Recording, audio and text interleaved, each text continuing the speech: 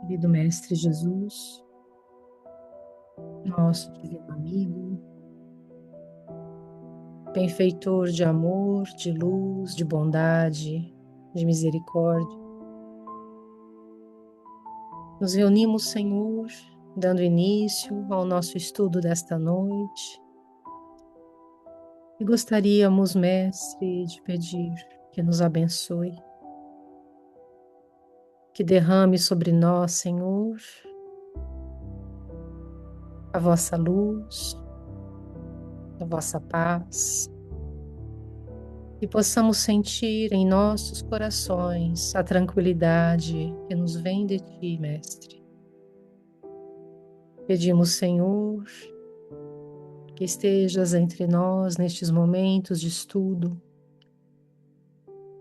que nos abençoe com a luz do entendimento, para que possamos aproveitar estes ensinamentos e colocá-los em nossas vidas. Temos consciência, Senhor, da nossa pequenez. Temos consciência, Mestre, de que temos muito a mudar em nós. Mas, Senhor, pela vossa bondade, pela vossa misericórdia e com a vossa ajuda, Mestre, nós podemos avançar no caminho do progresso. Ajuda-nos, Senhor, a sermos bons, a aprendermos os teus ensinamentos e deixarmos que ele nos transforme. Teus ensinamentos de amor, de paz, de bondade, de humildade, de simplicidade. Que possamos, Senhor, nos transformarmos, tornando-nos criaturas melhores. Permita, Mestre, que nestes momentos possamos ter conosco os nossos benfeitores espirituais, que eles possam nos envolver, nos inspirar, que eles possam permanecer ao nosso lado, em nossos lares, ajudando-nos todos os dias a fazermos as melhores escolhas, a tomarmos as decisões corretas. Agradecemos, Senhor, pedimos que permaneça junto de nós. Abençoe este estudo, inspire a Adriana, que nós todos juntos possamos refletir a respeito destes ensinamentos, desta benfeitura, e com tanto amor, com tanta luz, nos inspira e nos ensina. Fica conosco, Mestre, hoje e sempre. Que assim seja.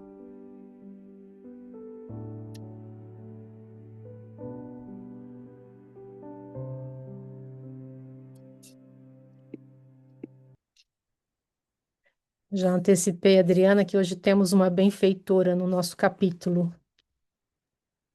Sim. E o capítulo se chama, né? Palavras de benfeitora. Isso Bom, mesmo. enfim, já está disponível para compartilhar, Gi? Sim. Acho que sim. Deixa eu ver aqui. Dá uma olhada. Uhum.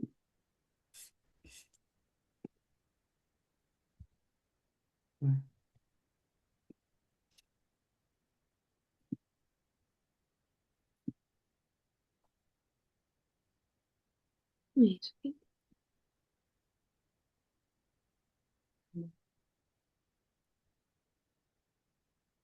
Opa, começar lá.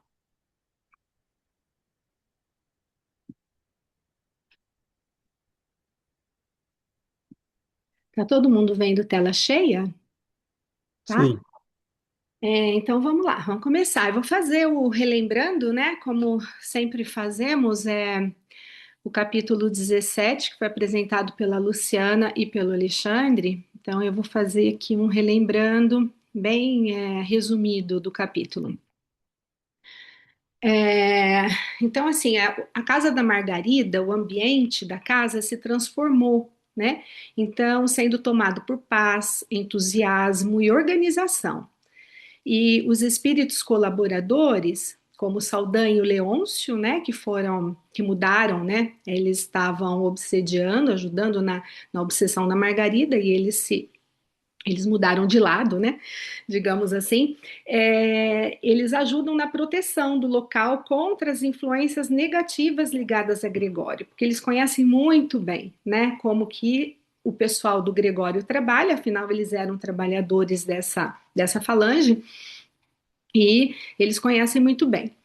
Então, a casa ela foi, entre aspas, limpa, né, e protegida, enquanto Margarida e o esposo dela, o Gabriel, demonstram muita alegria e renovação interior. Eles estão bem empolgados, né, com essa nova situação, essa nova descoberta, né, do espiritismo. E tiveram alguns espíritos hostis que tentaram interferir, né? Foram lá na casa e começaram a gritar e tal, mas eles foram impedidos. O Saldanha resistiu com firmeza e serenidade e mostrou a sua transformação moral. Até alguns ficaram tocados, né? E alguns até foram depois ajudados, né? Sinais luminosos foram colocados na casa e atraindo numerosos espíritos sofredores em busca de ajuda e renovação. E diversos espíritos que começaram a aparecer lá, né? Eles relatavam sofrimento, arrependimento e desejo de mudança e pedindo auxílio espiritual. Foram atraídos por essa luz, né? Que a casa estava resplandecente de luz ali. E o local, então, passa a funcionar como uma espécie de pronto-socorro espiritual, acolhendo entidades necessitadas. Então, eles começaram a acolher essas entidades, esses espíritos necessitados. O Gubi orienta que o bem e o serviço ao próximo são caminhos de redenção, mesmo para os mais culpados.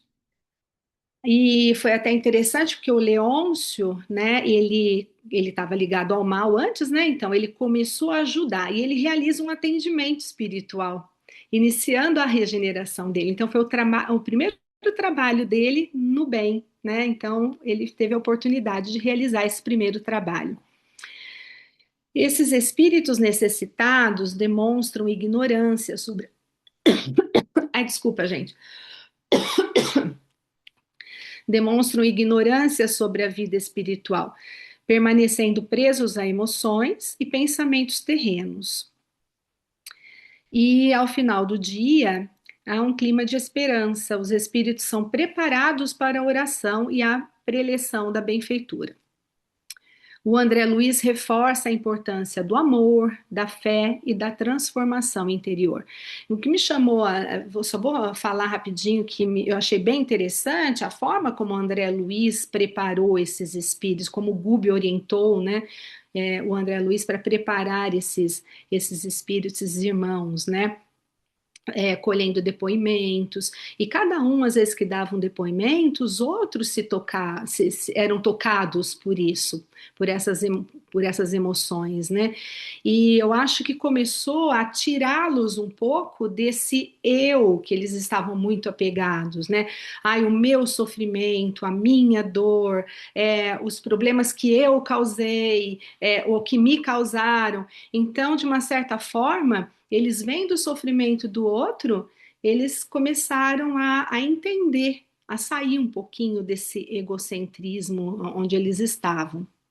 E por isso, e com toda essa atitude, eles conseguiram elevar um pouco, sair um pouco dessa sintonia para estarem preparados para o que vai acontecer nesse capítulo que vamos começar agora, que é para receber essas palavras, né, da benfeitora. Então vamos lá, começando o nosso capítulo.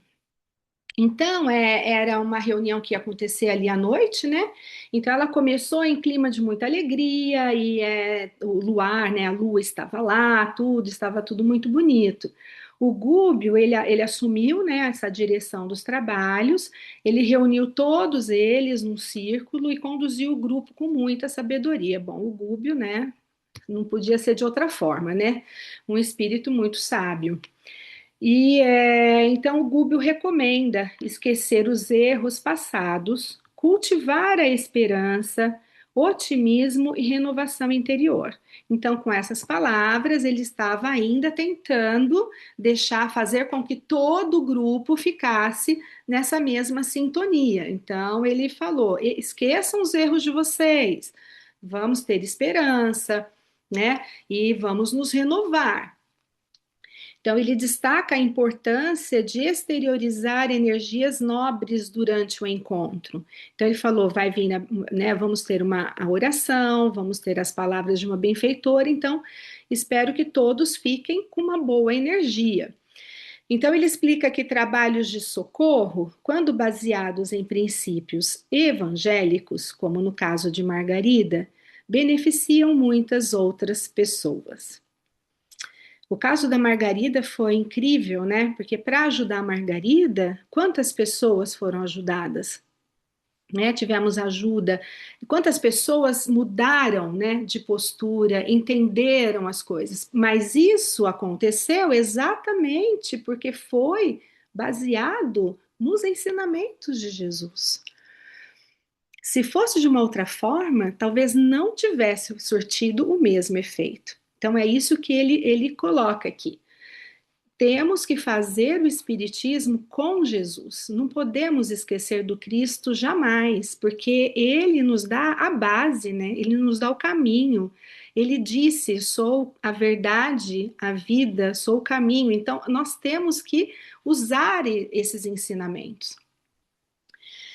Porque senão não temos o mesmo efeito desse bem que vai ser feito, né? Afirma que todos estão ali para receber auxílio espiritual superior, mas isso exige postura moral elevada. Então, ele pede para que todos fiquem nessa postura. Ressalta o poder do pensamento coletivo, capaz de influenciar o sucesso ou fracasso da reunião. É muito interessante ele ter citado essa questão do pensamento coletivo, porque a gente já viu no outro capítulo, né, que tinha reunião mediúnica, que quando uma pessoa que participa dessa reunião, ela não está em sintonia total, ela é como se ela estivesse saindo desse pensamento coletivo, ela está se desviando desse pensamento coletivo, é como se não. A reunião, para que ela possa ter o máximo sucesso possível, o maior sucesso possível, todos os participantes devem estar em uníssono. Mais estamos em uníssono, mais temos chances de ter esse sucesso. E então, por isso que ele deu essa ênfase aqui no pensamento coletivo, para que todos ali se esforçassem ao máximo para estarem nessa sintonia, para poder receber essas palavras da benfeitura. Às vezes, né, até vou dar um exemplo pessoal aqui, quando estamos na reunião mediúnica, às vezes tem dia que é mais fácil e dia que é mais difícil, né? Mas, por exemplo, às vezes vem um pensamento que não está ligado com o que está ali na minha cabeça. E eu falo, não, então eu já aprendi logo que esse pensamento aparece, a mudar a chavezinha e falar, não, eu começo a pensar em alguma coisa ligada ao que já foi dito no dia, no estudo, ou penso em Jesus, ou eu penso às vezes vem a palavra, vem o nome de um benfeitor na minha cabeça, e eu começo a pensar nele, pedir a ele. Então, pensar em coisas boas ligadas à reunião para poder voltar na sintonia, para podermos estar todos em uníssono. Então, o grupo, ele demonstra sentimentos de confiança, alegria e harmonia. Então, a gente vê todo o trabalho que foi feito durante o dia, né, para poder colocá-los nessa vibração e o trabalho que o Gúbio ainda está fazendo para mantê-los ali, né, deixá-los sempre ali nessa vibração de receptividade. Então, o Gúbio encerra o momento inicial elevando uma prece humilde e comovente no ambiente fraterno. Então, vamos ver agora a prece do Gúbio. Então, o Gúbio diz: Senhor Jesus, digna-te abençoar-nos, discípulos teus, sequiosos das águas vivas do reino celeste. Aqui nos congregamos, aprendizes de boa vontade, à espera de tuas santificadas determinações. Então ele diz: estamos aqui com muita boa vontade e queremos receber essas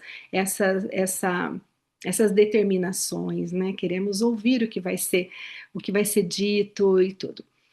Sabemos que nunca nos impediste o acesso aos celeiros da graça divina e não ignoramos que a tua luz, quanto a do sol, cai sobre santos e pecadores, justos e injustos. Olha que lindo isso, né? A luz de Jesus, né? Tá caindo sempre, a luz do Pai está caindo sempre sobre todos, mas alguns não aproveitam, né? Mas nós, Senhor, nos achamos atrofiados pela própria imprevidência. Então aqui ele puxa, né? Ele diz nós, né? Ele se coloca com humildade e mostrando para todos, eu também já fui pecador, sou pecador, tenho coisas ainda a resolver e foi por causa da nossa imprevidência que chegamos nessa situação. Temos o peito ressecado pelo egoísmo e os pés congelados na indiferença, desconhecendo o próprio rumo. Então a gente fica tão preso no nosso egoísmo, né? Na, na, no nosso egocentrismo e tudo, que a gente não consegue perceber as coisas à nossa volta e perceber pro abismo, né? Aonde estamos nos dirigindo.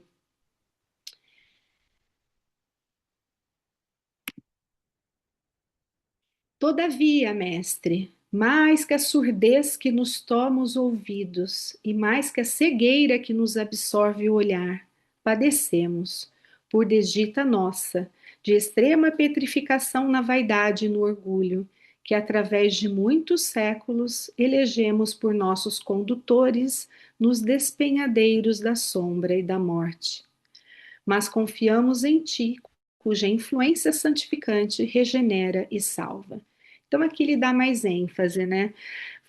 Ficamos surdos, cegos e só agimos no nosso orgulho, né? E na nossa vaidade, nos caminhamos para os despenhadeiros, né?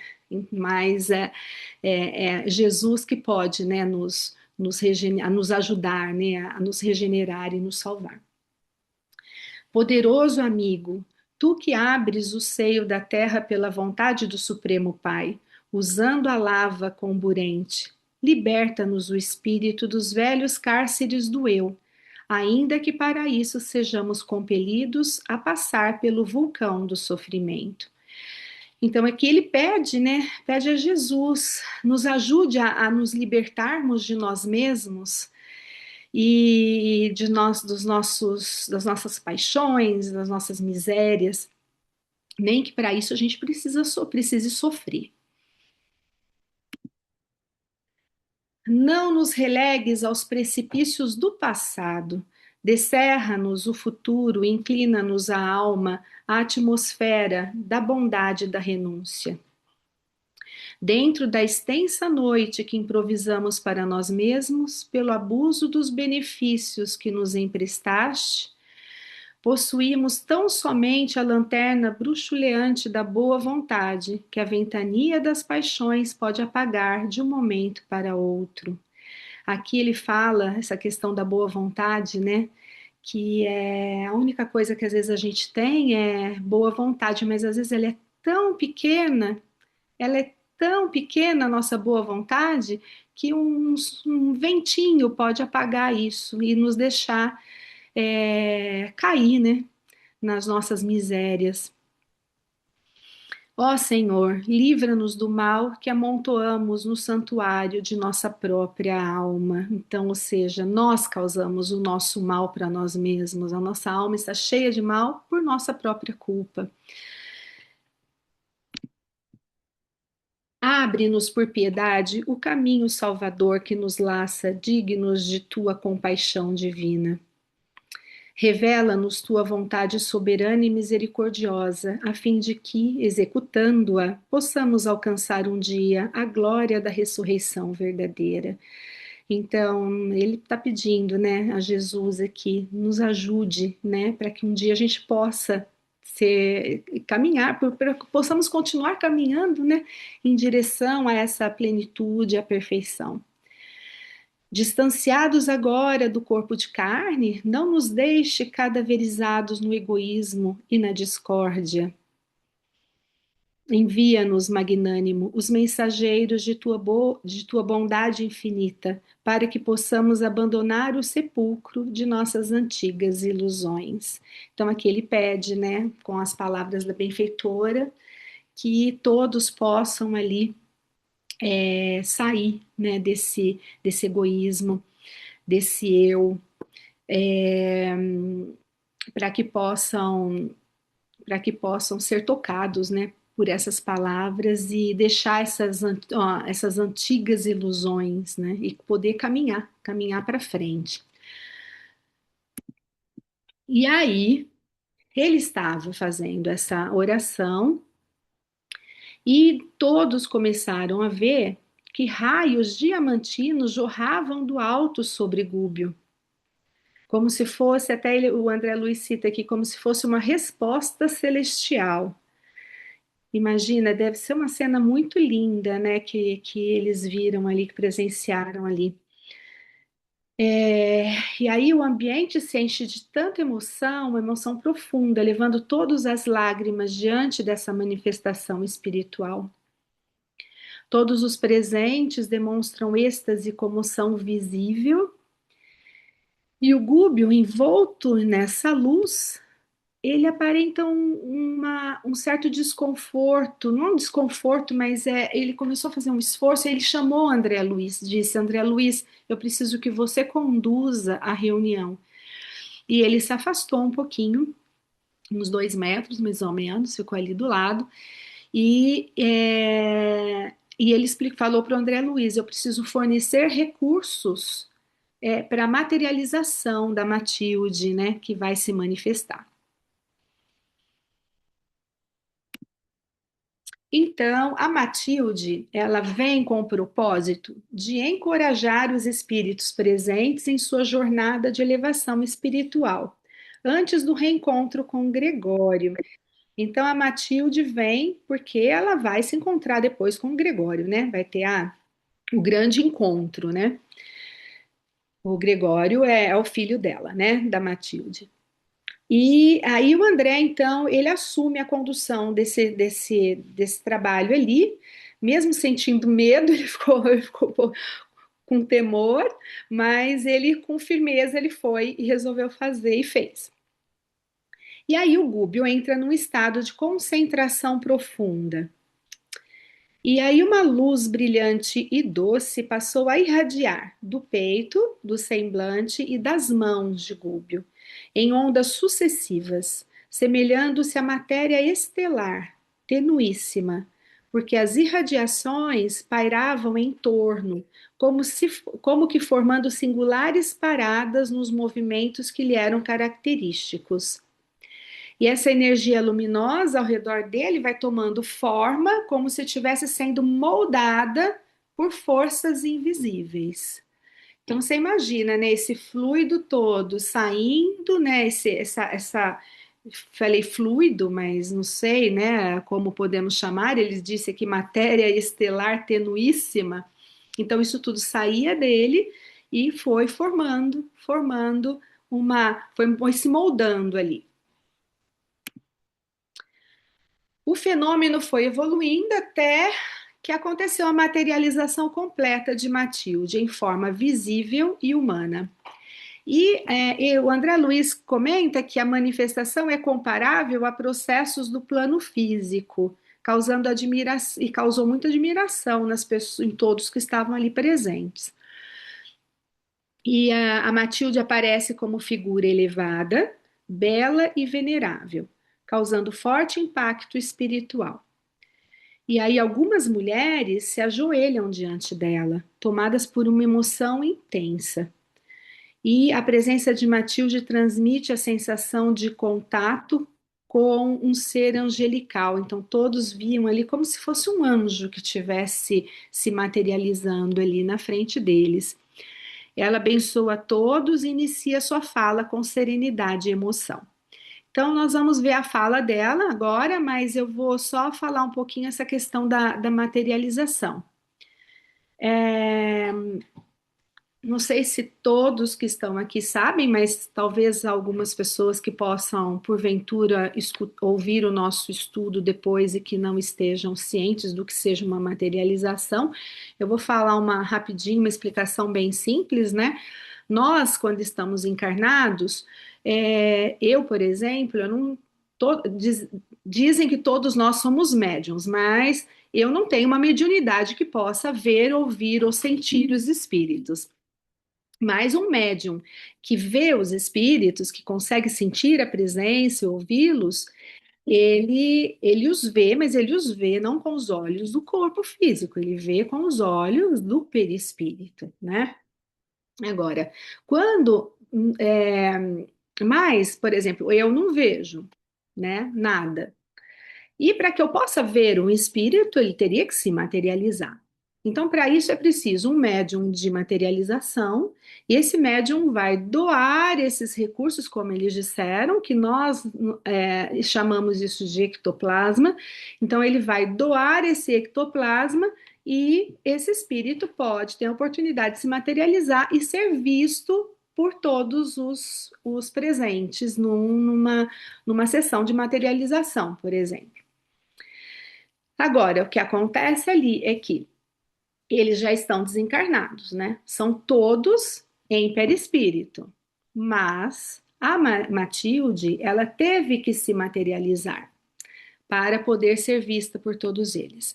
Porque, como sempre dissemos, o perispírito são camadas, né? A gente não tem ainda toda a noção de como as coisas são realmente. Mas quanto mais o espírito é evoluído, mais o perispírito é sutil. E para que ele possa chegar numa região mais densa, ele tem que se materializar. A gente, no livro, não fala de onde a Matilde vem, pelo menos eu não lembro desse detalhe. Mas possivelmente ela vem de zonas muito, muito elevadas. Nós já estudamos nos outros livros, tem até no outro livro, acho que é no Mensageiros, eu acho, que teve a materialização do Telésforo. Não sei se vocês lembram, que ele se materializou numa câmara, né, cristalina. E ali foram vários espíritos precisaram doar o pensamento elevado para que a materialização pudesse acontecer. Então, eu lembro que foi uma cena muito linda, né, daquele capítulo, que eu acho que era do Mensageiros, eu acho, não tenho certeza, ou do Missionários, mas, bom, enfim, estou em dúvida. E aí, então é isso. Então, possivelmente a Matilde, para ela poder entrar em contato com eles, como ela tem um perispírito muito mais denso, muito mais sutil, desculpa, ao contrário, muito mais sutil, ela precisa se materializar para poder fazer essa aparição para eles ali, né? Então, vamos continuar. Agora a gente vai falar, é a Matilde que vai falar, gente. Começa a fala dela. Ela vai falar aqui: meus amigos, todos aguardais a hora feliz de abençoado retorno à esfera do recomeço. Entretanto, a dádiva do vaso de carne é inapreciável bênção divina. Não busqueis a reencarnação tão somente pela ânsia do ouvido. Nos sonhos do mundo que as tentações do campo inferior pode transformar em pesadelo. Olha que interessante. Ela começa falando sobre a questão do esquecimento numa encarnação. Eu acho que ela está falando isso porque muitos ali estão com muitos sofrimentos, muitos remorsos, né, de coisas erradas que fizeram. E às vezes a gente, possivelmente, a gente quer reencarnar para poder passar por esse esquecimento e ter um momento de como fala, soulagement? De alívio. Um alívio, né, pelo menos momentâneo ali durante um tempo, de não estar tendo que lembrar de tudo isso, do mal que foi causado, ou do mal que causou, e do mal que recebeu, ou do mal que causou, e etc. Então ela diz aqui, a encarnação, ela não deve ser vista somente para se beneficiar desse esquecimento, né? Porque quando acontece isso, muitas vezes, nós caímos em muitas tentações. E aí a gente pode transformar tudo isso num grande pesadelo, porque vamos cair nos mesmos erros e às vezes cair até em erros piores e vamos desencarnar, chegar em situação às vezes muito pior do que quando reencarnamos, né? Antes dessa última reencarnação. Então, mais ou menos, foi isso que eu entendi aqui da fala dela, né? A vida que conhecemos até agora é contínuo processo de aperfeiçoamento. Então, temos que entender que não importa se estamos encarnados ou desencarnados, temos que estar sempre lutando pela perfeição, trabalhando pela perfeição. Então, é um processo contínuo, ela diz. Continuamente estaremos nos aperfeiçoando. Não basta desejar, é imprescindível orientar o desejo na direção do bem infinito. Às vezes dizemos, eu quero muito, mas e aí, está fazendo por onde? Você está tentando, pelo menos, fazer por onde? Né? Se a gente não direciona no bem, dificilmente a gente vai conseguir, né? Fazer esse trabalho íntimo, né? Às vezes fala, eu queria tanto que o mundo mudasse, mas você está mudando você para que fazendo a tua parte para que o mundo mude, né? Então vamos fazer o bem, vamos ser amorosos, fraternos, né? Que o mundo vai mudar. Se cada um for, fizer a sua parte, o mundo muda.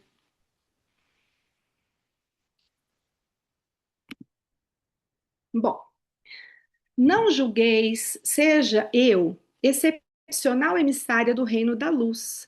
Sou humilde servidora, sem outro crédito perante o eterno doador que não seja o da boa vontade. Olha aqui. E aqui ela fala a humildade dela, primeiro de dizer, sou apenas uma serva do Senhor, né? Não ainda sou ainda um ser de luz. Imagina se não, imagina se fosse, né, Senhor? E aí, mas ela diz a boa vontade que ela tem. Então, qual que é o crédito que ela tem com Jesus? É o da boa vontade, né? Então ela diz: meus pés jazem ainda marcados pelo pretérito obscuro e meu coração ainda guarda cicatrizes recentes e profundas de experiências amargosas que os dias incessantes até agora não conseguiram apagar. Aqui ela coloca, ela mostra para eles que ela também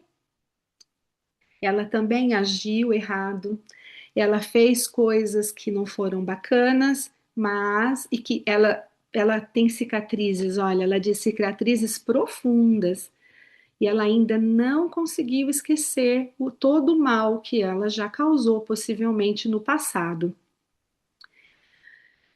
Não me confirais, portanto, nomes e títulos que não possuo. Sou simplesmente vossa irmã de luta, interessada em acordar-vos para a sublimidade do futuro. Eu estou lutando ainda, né? E eu cheguei ali um pouquinho mais à frente, mas vocês também podem chegar, né? Vocês também podem lutar e chegar. E eu só estou aqui para acordar vocês e para mostrar que isso é possível. Nosso coração é um templo que o Senhor edificou a fim de habitar conosco para sempre. Olha, gente, que linda essa frase, meu Deus. Pensa bem. O nosso coração é um templo que foi Deus que fez esse templo para que ele ficasse, morasse ali dentro. É maravilhoso, né? Gloriosas sementes de divindade esperam-nos a harmonia e o ajustamento interiores para desabrocharem dentro de nós mesmos, arrebatando-nos às esferas resplandecentes. Então é isso, né? Deus está sempre plantando as sementinhas na gente. Se a gente deixar crescer, vai virar uma árvore extremamente frondosa e a gente vai chegar lá, né? Nas esferas superiores.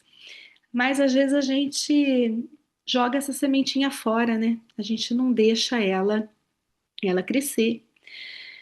A aquisição das virtudes iluminativas, no entanto, não constitui serviço instantâneo da alma, suscetível de efetuar-se de um momento para outro. Olha que importante isso. Bom, tudo que ela fala é importante, né? Por isso que eu não cortei nenhuma fala dela, porque não dá. Ela diz aqui, não querer, não tem como a gente fazer isso de uma hora para outra. Esse trabalho é, como ela disse antes, né? É contínuo, né? É progressivo. Não tem como a gente fazer pular etapas. Nós temos que adquirir virtude por virtude. Não adianta você virar, acordar e falar, a partir de hoje sou um ser iluminado. Não existe, não tem como. Temos que trabalhar dia a dia para adquirir cada virtude que vai nos levar à iluminação.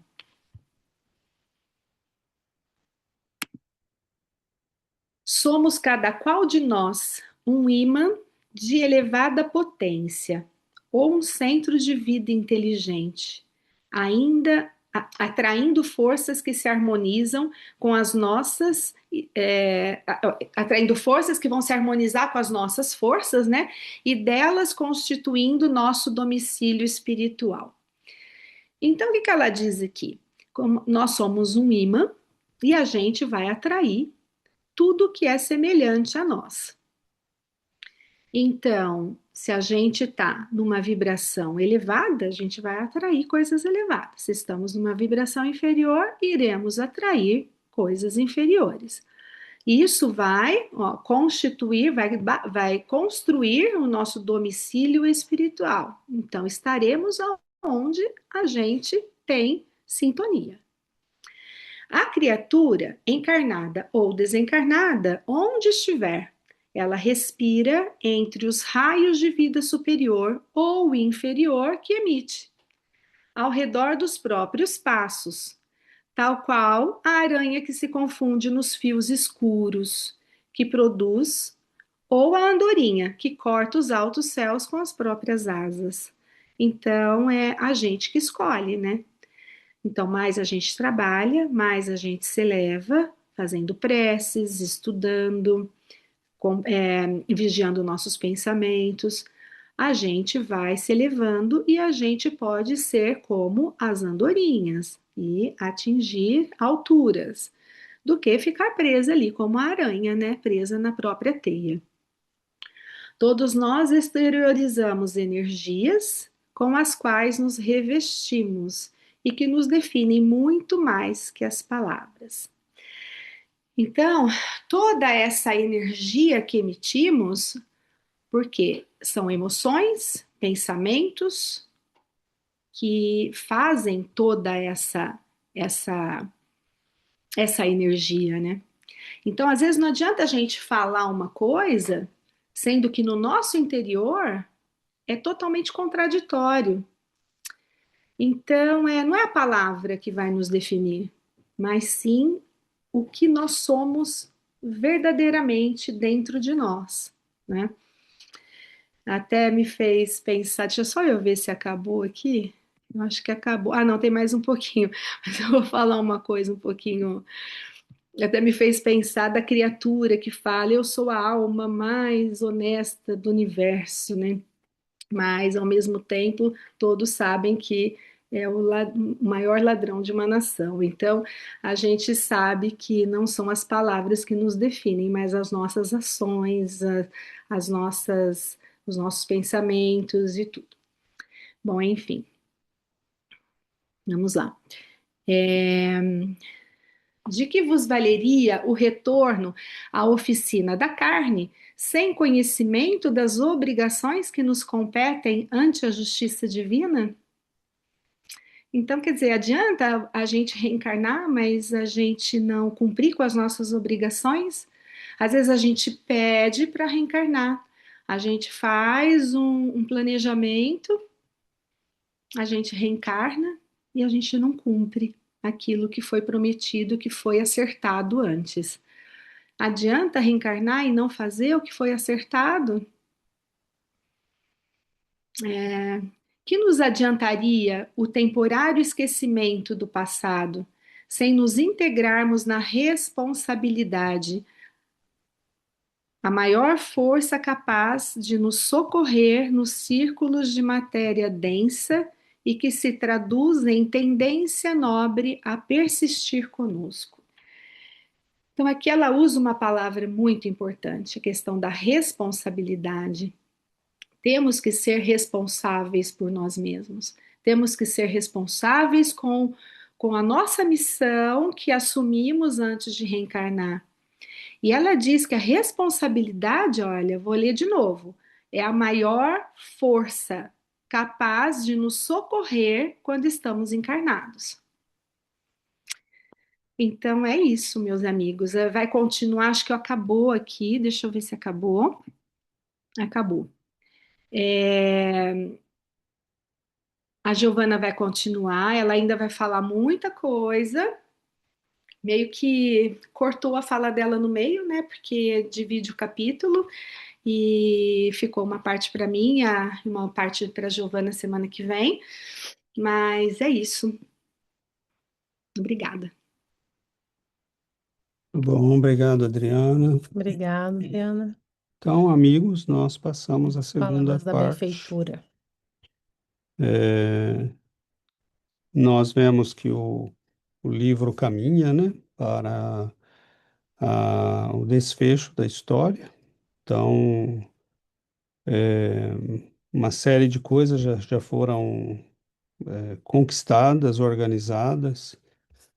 No começo, quando a gente vê todo o trabalho que eles começam a fazer, né, nós poderíamos perguntar, bom, eles vão fazer tudo isso por uma mulher que está inconsciente até mesmo, né, das necessidades espirituais mais básicas e, né, não tem, mas tem muita coisa em jogo, né, e no processo nós vamos vendo, né, a grandeza do trabalho do bem que vai socorrendo no caminho, né, visando uma missão que era o resgate, né, de uma alma há muito tempo perdida no mal e que estava fazendo, né, uma ação maléfica muito de grande significado, porque era basicamente o assassinato de uma pessoa, né, lentamente, para socorrer, né, essa moça e socorrer,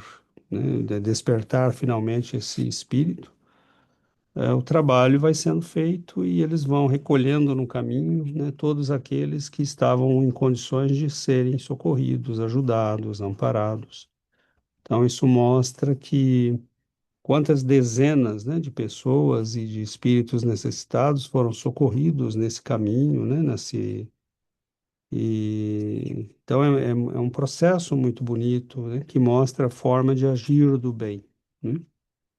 E a Gubbio coordena, né, esse trabalho, né, com uma sabedoria, até diríamos, uma diplomacia muito grande, né, porque ele vai com muita paciência conseguindo as coisas, mudando uma peça, é um verdadeiro xadrez, né, espiritual que está sendo feito ali, que ele vai mudando, né, umas peças fundamentais que são importantes, o Leôncio, o Saldanha, né? E ali ele vai alterando a realidade, né? eles sofrem decepções, né, quando eles vão naquele médium que não responde à altura, né, ao processo mediúnico.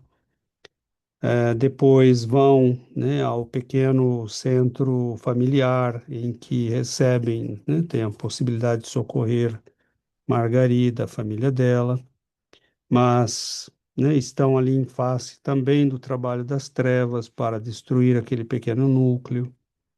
Então, nós vemos esse combate constante da luz, né, contra as trevas, da boa vontade, da misericórdia contra o mal, né, contra a má intenção. E eles vão aos poucos, né?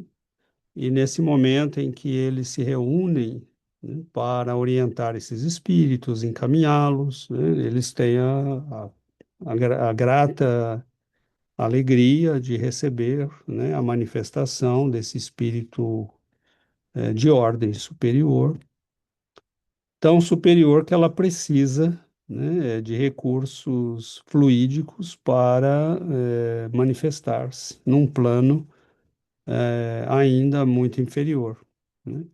Então é interessante como a obra de Chico Xavier e de André Luiz, de Emmanuel, nos descortinam, né, essa realidade. O perispírito é um corpo, o nível em que eles estão é bastante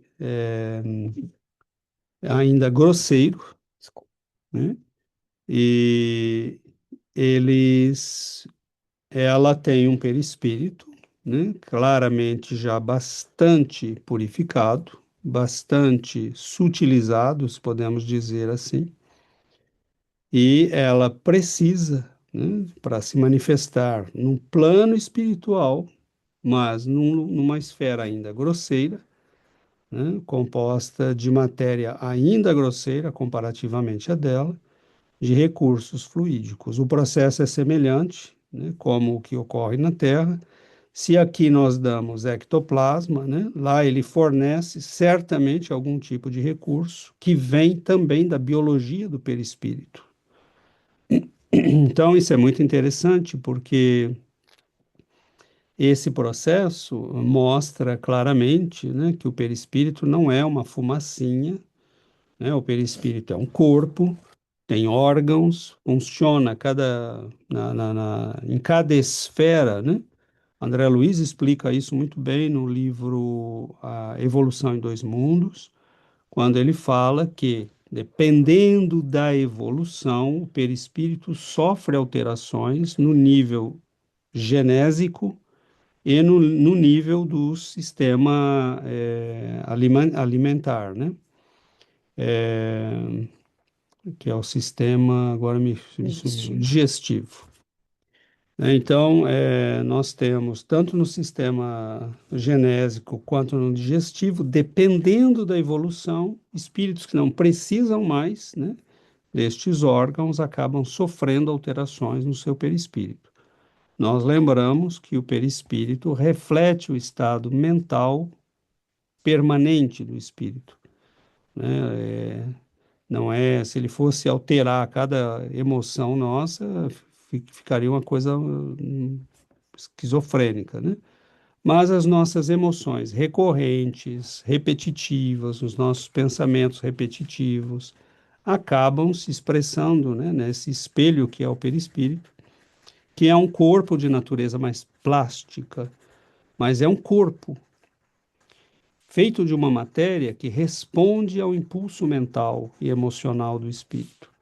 Então, os campos de energia mental e emocional que compõem, né, e que são emitidos pelo espírito, agregam a matéria do perispírito, né, com mais ou menor sutileza.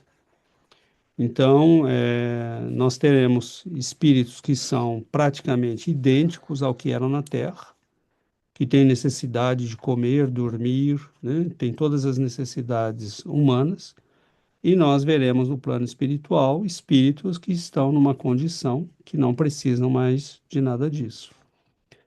Nós poderíamos dizer, isso é muito estranho, né? Não, não é. Na Terra é a mesma coisa, né? Nós temos pessoas que já chegaram a um tipo de vida que comem muito pouco, que dormem muito pouco, que trabalham muito, né, que vivem uma vida de sobriedade, enquanto que outros precisam comer, né, 1,5 quilo de carne por dia e, senão, né, acham que não estão bem.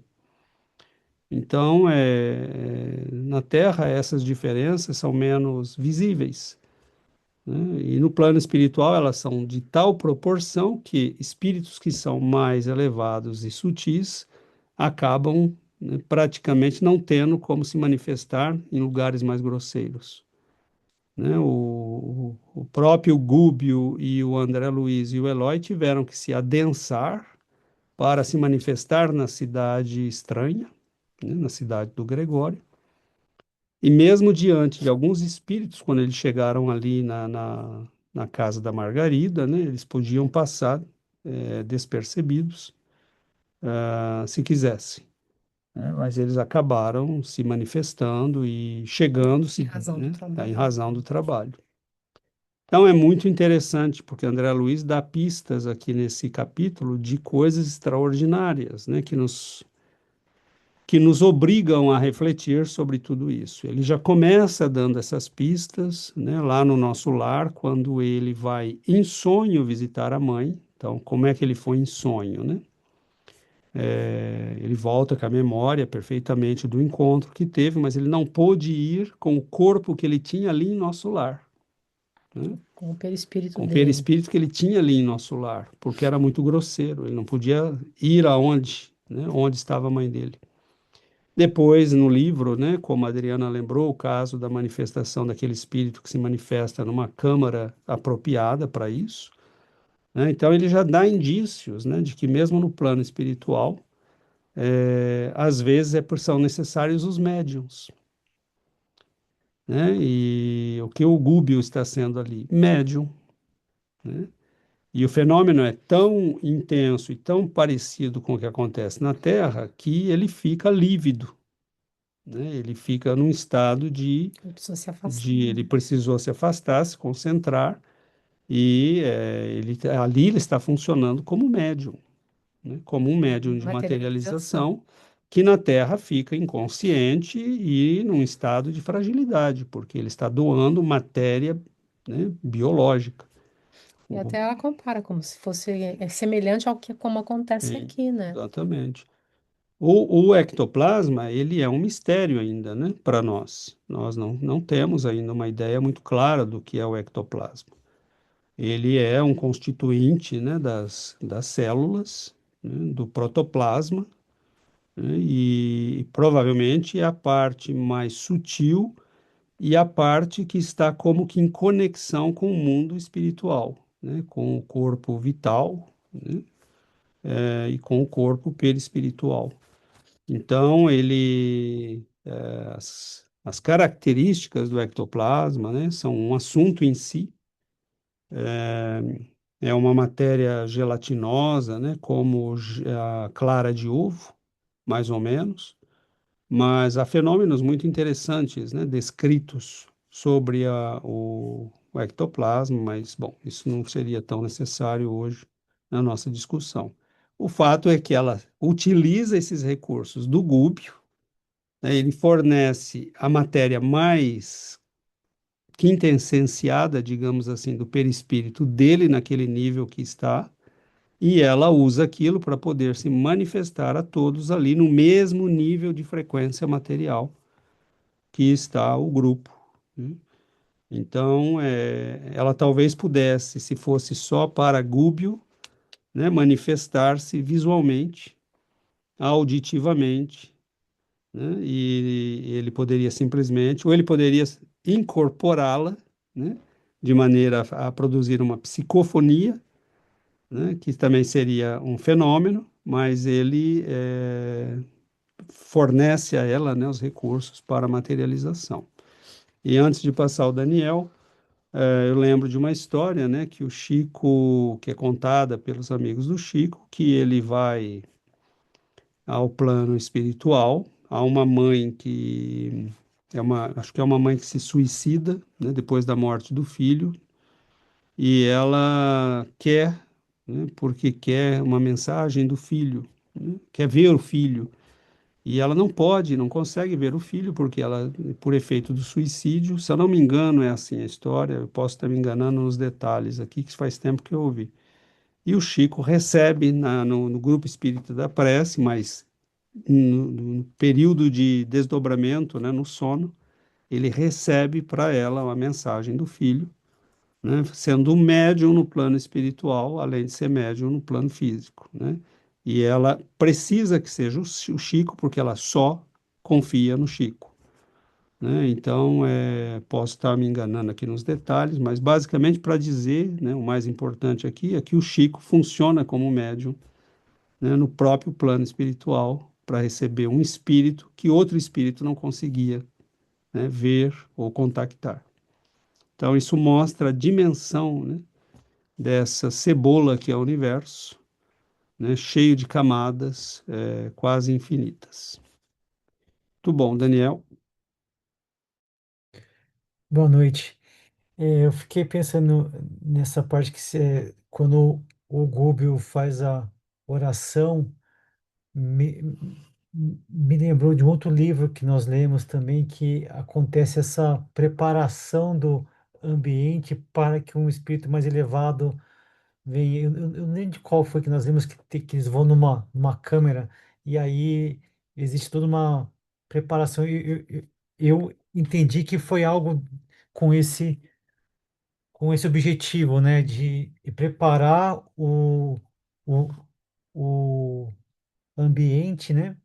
E aí eu lembrei um pouquinho também de uma história do Chico sobre a importância de todos estarem na mesma sintonia nessas reuniões para que nada, porque é um ambiente muito eh, sensível, né? E aí ele contou que eles estavam fazendo uma reunião de incorporação, e aí apareceu lá uma pessoa que não estava programada, mas que não estava numa, que não estava na mesma sintonia que todos ali. E era na época que o Chico, quando ele se isolava lá e apareciam os espíritos, né? E usavam o ectoplasma dele para se manifestar. E aí que essa pessoa mentalizou uma faca cortando a perna do Chico. Alô? Vocês estão me ouvindo? Alô?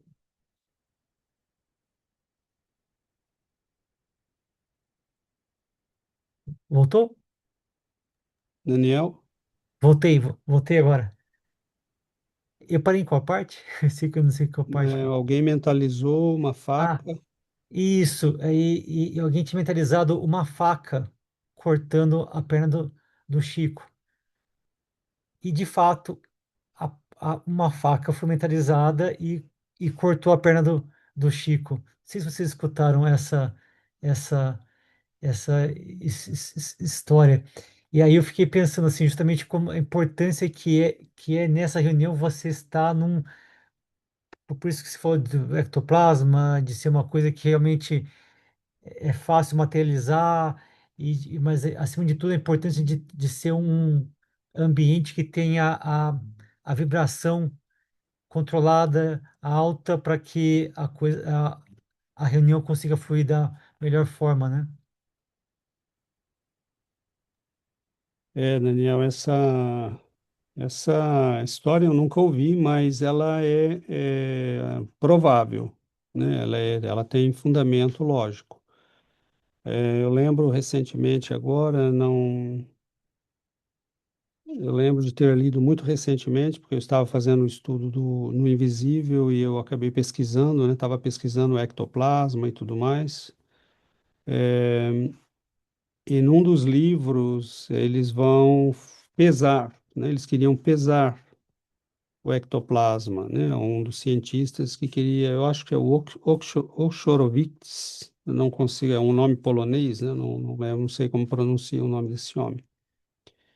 Mas eles querem pesar, né, o ectoplasma e medi-lo, pesá-lo, né, verificar a substância, né? Porque nós temos poucas informações. E eles descrevem, né, que o ectoplasma respondia ao pensamento deles. Quando eles pensaram, né, em pesá-lo, ele se desloca como se estivesse vivo e vai até a balança. Então, eles ficam impressionados porque é uma substância que responde, né, ao pensamento. Aí nós estranhamos o perispírito ser algo tão plástico, né? Mas é só pensar, né, no que é o ectoplasma, né? Então diz que ele se comportava como se ele respondesse à solicitação, né, do cientista. E então, é claro que se você é por isso que as reuniões de materialização, elas são extremamente delicadas, né? Porque uma pessoa desequilibrada ali, os espíritos têm que trabalhar muito para neutralizá-la, para que ela não afete, né, o médium a um ponto, inclusive, de causar danos sérios. Ou, pior, né? Numa reunião dessa, com pessoas desequilibradas, você pode ter o lugar tomado por espíritos maléficos que venham a se materializar, né? Então, causando danos muito severos, né? E com risco até de morte para o médium. Então, não é uma brincadeira. No livro Missionários da Luz, ele conta, né, a história de uma reunião de materialização que não ia muito bem porque as pessoas estavam desequilibradas, porque tinham bebido, tomado, né, um aperitivo durante o dia e comido muita carne, não sei o quê. E então ele fala, né, que aquela reunião realmente eles não conseguiram muita coisa. Então, às vezes tem o médium e às vezes não consegue, porque o ambiente é tão inóspito para os espíritos que eles preferem não fazer para não correr riscos, né, desnecessários. Então, o mundo das materializações é um universo que ainda é um mistério para nós, né? Porque nós estamos lidando com as fronteiras da vida física e da vida espiritual. São fronteiras que nós estamos explorando, né?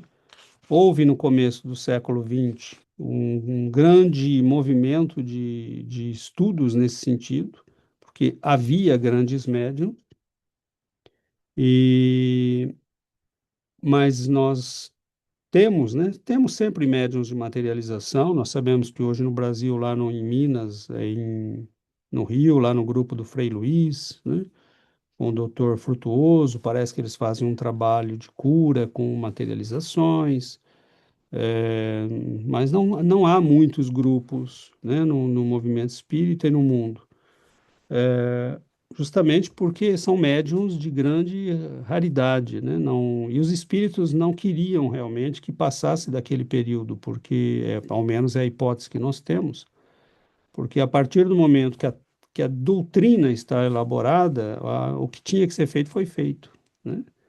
Então, a partir daí, senão as pessoas vão ficar atrás de fenômenos, né? Ninguém vai nunca estudar doutrina, todo mundo quer fenômenos.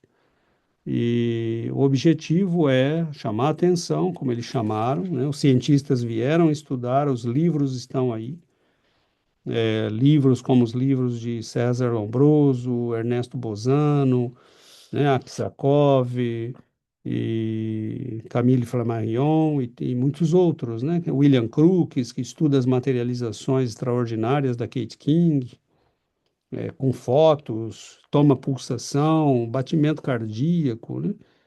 Como é que ela poderia ter batimento cardíaco se não tivesse um perispírito, né, com um coração, né? Então seria uma coisa estranha. É claro, né, que tem um universo aí de conhecimentos que estão diante de nós e que, bom, nós somos ainda bebês nisso aí, né? Nós vamos ter que estudar muito, entender muita coisa, mas São aqueles fenômenos, né, de alta magia descritos nos textos mais antigos do Egito, né, dos grandes iniciados do passado, que nós estamos revendo hoje, né, e que mostra a imensidão que se esconde ainda nos potenciais do ser humano, né? É, eu queria voltar um pouquinho no início do capítulo, né? Quando se a gente, no finalzinho do capítulo anterior, eles estavam recebendo, né, na casa da Margarida, como que fizeram uma reunião mediúnica na casa dela, né? E aí tinha uma senhora que se apresentou e que ela tinha se suicidado. Não sei se vocês se lembram do caso da mulher, né? Que ela tinha se suicidado, tinha deixado uma mãe. Ela tinha, o caso do marido que tinha morrido, né? E ela não conseguiu viver sozinha sem o marido. Ela deixou os filhos e se suicidou. E ela fala uma frase, né? Ela fala: promete-me, porém, a bênção, né, do ouvido na esfera do recomeço. Ela pede quando ela se apresenta, ela pede ali para o André Luiz, que está conversando com ela ali na reunião, que ela gostaria de reencarnar para esquecer, né, o que ela fez. E aí vem agora, né, a benfeitora, ela inicia a fala dela, né, falando da reencarnação, né, que não adianta pedirmos para reencarnarmos para isso, para esquecer o mal cometido, né? A reencarnação não é isso, né? Então é um capítulo, nós vamos ver na semana que vem um pouco mais, né, sobre nós vamos mais a fundo na fala da benfeitora, mas ela vem dizer que a reencarnação é uma bênção, né? É uma bênção de Deus, mas que não é o objetivo da reencarnação não é o esquecimento dos erros do passado, é a possibilidade de refazimento, né? É a possibilidade de crescimento. Então, o início desse capítulo, na prece do Gúbio, ele vem falando, né? Ele pede a Jesus que nos ajude nisso, né? Que esse é o objetivo, que nós nos libertemos do que nos prende ainda nessas encarnações repetidas, né? De ainda presos ao egoísmo, presos à vaidade, né? Tudo que nos prende a este mundo, ele pede na prece, né? Ele diz que Jesus nunca nos faltou e que nunca nos falta recursos para que a gente aprenda, mas que nós ainda não sabemos aproveitar os recursos que nos estão disponíveis, né? Que Deus nos dá a mãos cheias, mas que a gente ainda não sabe aproveitar esses recursos para o nosso crescimento. Então ele vai dizer, né? Ele fala, ensina-nos a bondade e a renúncia. Quem aqui já pode se dizer bondoso e que saiba renunciar em favor de alguém, né? E que saiba deixar o seu orgulho e o seu egoísmo de lado para que algo bom seja feito, algo superior seja feito. Nós estamos ainda muito presos nesse tipo de vícios, né? E de paixões ainda tão inferiores, né? A vaidade, o orgulho, o egoísmo. E porque isso tudo exige muita boa vontade, né? A Adriana ressaltou várias vezes na apresentação, como esses benfeitores estão dizendo, o quanto exige de boa vontade nossa para que a gente supere tudo isso, né? É preciso superar essas coisas, né? Que são ainda coisas muito pesadas para o nosso perispírito, né? Sentir esse sentimento de orgulho, né? O egoísmo, a gente só pensa em nós mesmos, e naqueles que estão próximos de nós, e queremos tudo para o nosso bem, e assim, a gente vê tanto, né, ainda no mundo, um mundo ainda tão preso a tudo isso, que a gente às vezes desanima, mas nós também temos essas inferioridades ainda, né, como é que ainda tão atachadas, né, em nossos sentimentos, que a gente não se liberta disso. Então, a prece do Gúbio, ele vem, né, fazendo isso para a gente abandonar o sepulcro das nossas antigas ilusões, encorajando-nos, né, ele pede a Jesus que nos encoraje na jornada de elevação espiritual. e orientar o nosso desejo na direção do bem infinito. Então, é dar direção aos nossos desejos, é dar direção à nossa vontade, mas essa direção é o que vem, né, do mundo superior, é o desejo de ser melhor, é o desejo de conquistar a luz. Então, enquanto nós estivermos presos, né, a esses desejos de conquistas deste mundo, nós não sairemos do lugar. Então, a gente reencarna, né? E refaz todo o processo, porque reencarna, volta para o mundo e cai nas mesmas ilusões, e luta pelas mesmas coisas, e luta pelos bens materiais, para ter uma posição social, Então, isso precisa passar, né? Se nós queremos dar direção ao nosso crescimento, né? Dar direção ao nosso desenvolvimento e ao nosso progresso espiritual, a nossa cabeça precisa mudar. Porque tudo está na nossa mente.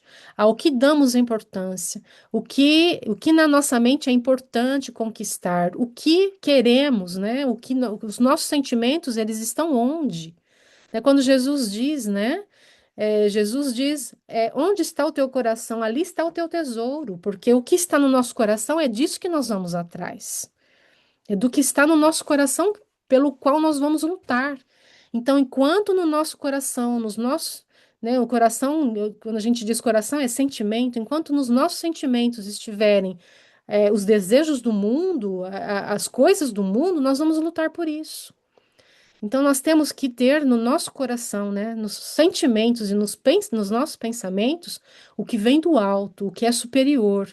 É querer ser como uma benfeitora dessa. Até brinquei com o César, eu quero ser uma benfeitora como essa, a Matilde, ou a Cipriana.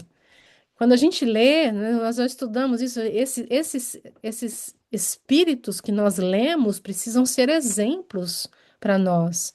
O que é um desejo de ser como eles, né? De poder fazer o bem, de ajudar na obra divina. Então, é orientar o desejo na direção do bem infinito. Então, é muito bonito, né? Mas a gente. Ele está falando ali, dá a impressão que ele está falando dele, né? Mas ele está falando para um grupo de espíritos que estão participando da reunião mediúnica que eles acabaram fazendo ali na casa da Matilde. Porque, como a Adriana relembrou, né, uma luz se acendeu ali na casa, os espíritos se aproximaram, eles reuniram ali alguns espíritos necessitados, e o Gúbio fez a oração, e a Cipriana, ela veio comunicar ali para aqueles espíritos presentes. Então, a gente vai retomar na semana que vem, né, as falas da benfeitora, mas ela é o convite à sublimação, é o convite ao progresso, é o convite à mudança, é o convite para nós que estamos ainda presos às coisas do mundo, para que a gente mude, para que a gente vire, né, o nosso sentimento ao que é sublime, ao que é o bom e ao que vem do alto. Muito bom, amigos. Nosso tempo está esgotando. Então, nós vamos dar a todos, então, para a nossa prece final.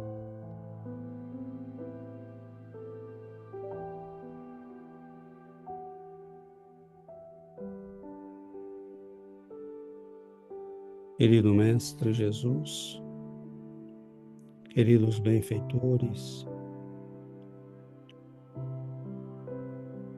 nós agradecemos as bênçãos, as infindáveis bênçãos, Senhor,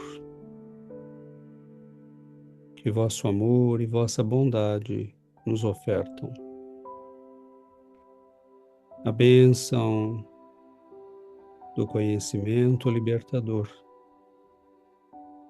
a bênção de encontrarmos amigos que caminham conosco na busca do aprendizado, da melhoria, da transformação.